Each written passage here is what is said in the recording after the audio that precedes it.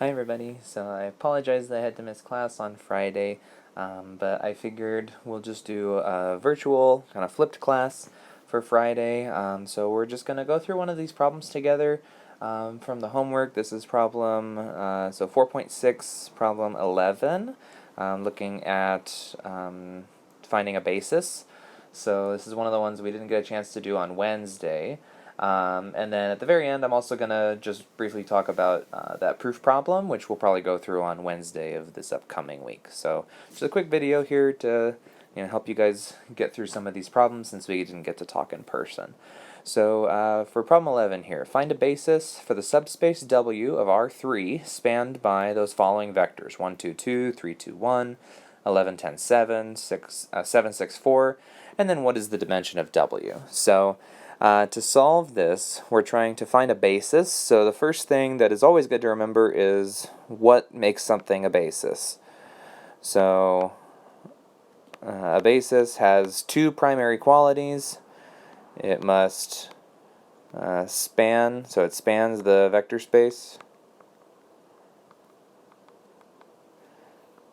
And the vectors must be Li, or linearly independent from each other. Okay. So what we're looking at is not the entirety of R3, we're looking at W, which is a subspace of R3. Now the nice thing about this problem is that W, we already know, is spanned by this set of vectors. Okay, so we already know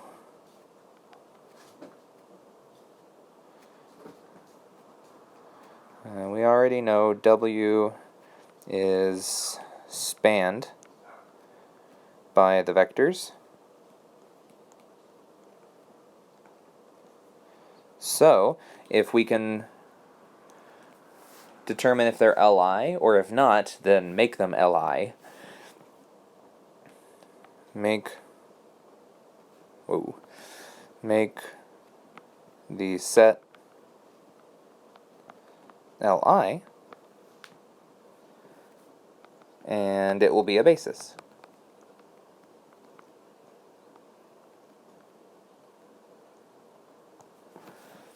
Okay, so one of the conditions has already been met. So basically it's just saying here's a set that spans the vector space. In this case that's the subspace W.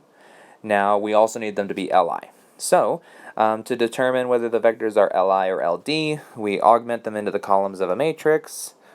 So we go 1, 2, 2, 3, 2, 1, 11, 10, 7, and 7, 6, 4.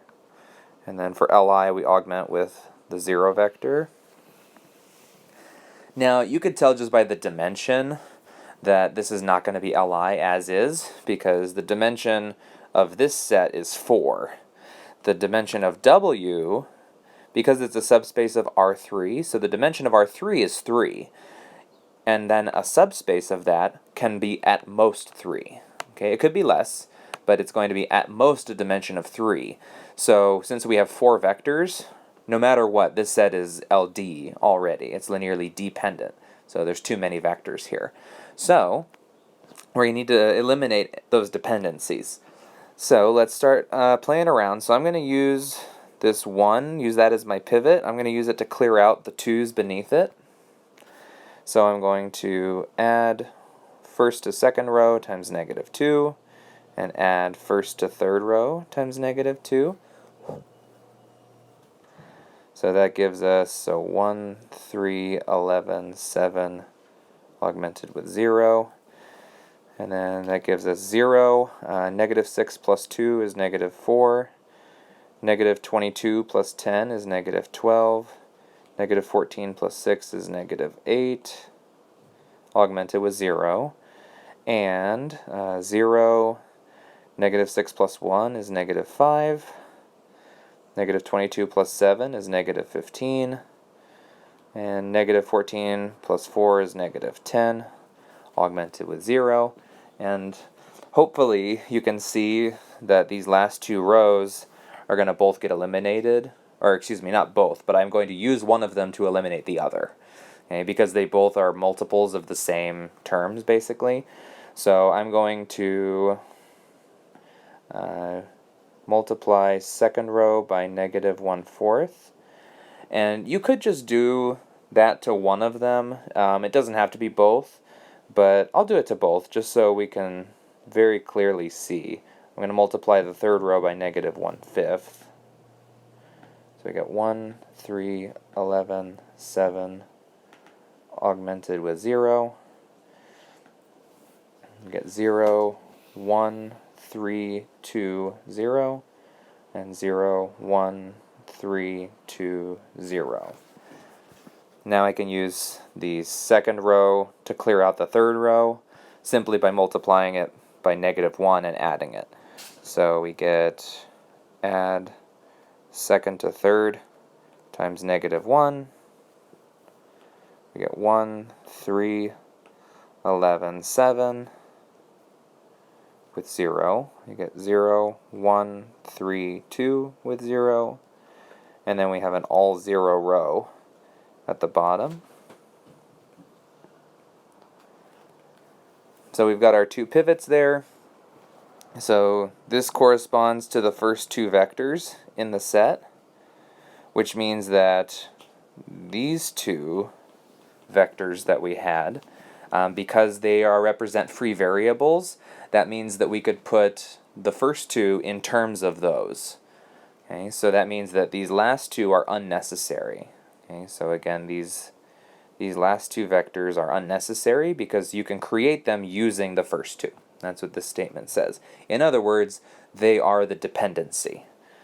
Okay, so we need to eliminate the dependency.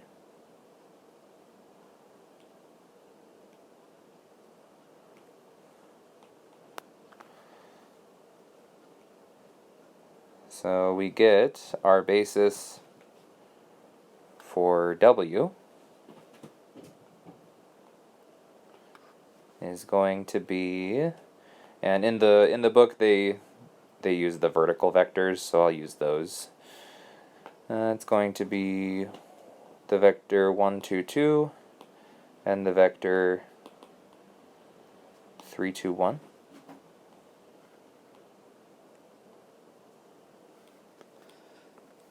And that would be our basis.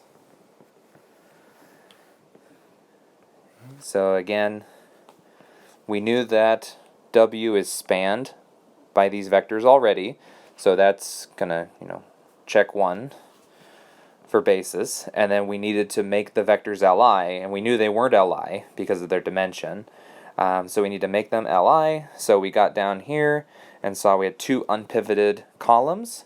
Those correspond to the last two vectors, and so we get rid of them, and that leaves us with a set that is Li as well. So it spans and it's Li, so therefore it is a basis. So that gives us our basis for W.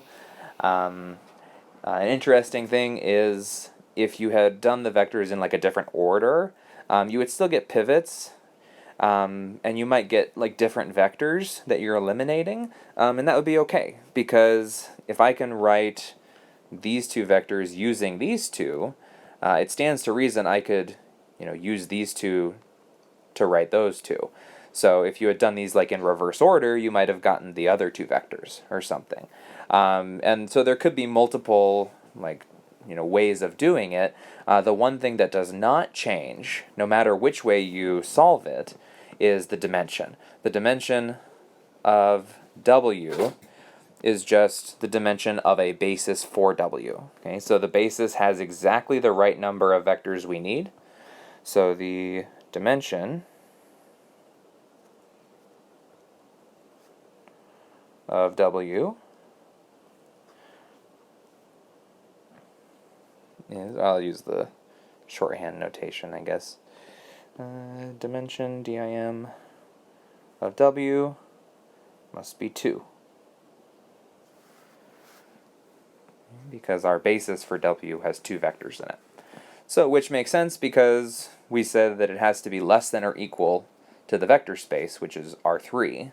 So it had to be less than or equal to 3, and so we got 2. So that's the basis for W, that's our dimension of W. Alright, so that is problem 11 from section 4.6. So the other one, problem 14 I think it is, that one is similar to this, except that one has matrices instead of just vectors. So I'll leave that one to you all. So I also wanted to just mention, go down to my next page here, the proof. So proof 2. So we'll probably talk about this one together on Wednesday, but I want you guys to really take a moment to think about it, try to work through it a little bit. Fair warning, this one is probably conceptually the most difficult one that we've done so far, but it does tell us up top to use a proof by contradiction. So we're using by way of contradiction. So I want to just kind of get you started here, get you going down the right track with your thought process, and then see what you can come up with before we meet again on Wednesday to talk about this. So when we're doing a proof by contradiction, we assume the opposite of what we're trying, of what we know is to be true. So show that if V1, V2 is linearly independent and V3 does not belong to the span of V1 and V2, then V1, V2, V3 must be linearly independent. Okay, so we have two pieces of information that we know already, and then the piece of information we're trying to prove. So in a proof by contradiction, you always assume the opposite of what you're trying to prove. So instead of trying to show that they're linearly independent, I'm going to assume that they're linearly dependent. So by way of contradiction, assume the set V1, V2, V3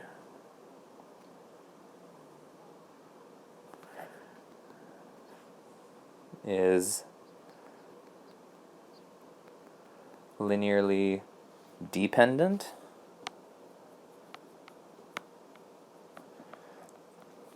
Okay. And then as you proceed through the proof, the main things you need to think about are, what does it mean for something to be linearly dependent? What is the definition of that, right? Calculation-wise, what does that tell us for something to be linearly dependent? Okay. And then we're going to work through using that assumption. Use the assumption that the vectors are LD, and we're trying to reach a contradiction. Okay, and there's a couple steps that go in that process. So remember to use the information that's at our disposal. The fact that V1 and V2 are linearly independent with each other, that's something we're assuming to be true. And V3 does not belong to the span of V1 and V2. So two kind of big ideas to think about. What does it mean to be linearly dependent? So that's going to be your next step. And then when you're trying to use that fact, you're going to you need to think about, what does it mean for something to be in the span of two vectors, okay, or to not be in the span of two vectors. Okay, so those are the two big things. What does it mean to be linearly dependent?